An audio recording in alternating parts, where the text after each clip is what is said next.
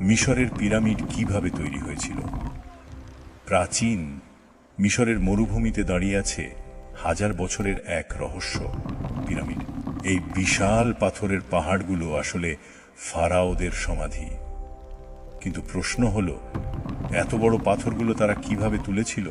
4005 বছর আগে হাজারো শ্রমিক দিনরাত পরিশ্রম করেছে।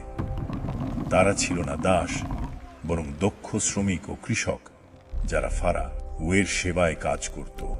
পাথরগুলো নীল নদ দিয়ে নৌকায় করে আনা হতো।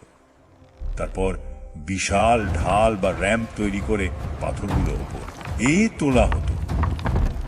ভেজা বালির ওপর স্লেজ টেনে তারা টন টন পাথর সরাত। কেউ কেউ বলেন তারা সর্পিল র্যাম্প ব্যবহার করত। পিরামিডের চারপাশে ঘুরে ঘুরে উপরে তুলত পাথর। আর কেউ মনে করেন লিভার ও কাঠের কাঠামো ব্যবহার করা হতো।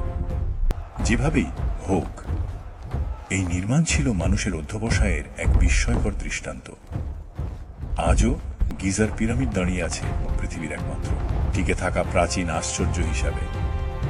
শুরুতে মরুভূমি, ড্রোন ভিউ, দূরে 3টি পিরামিড।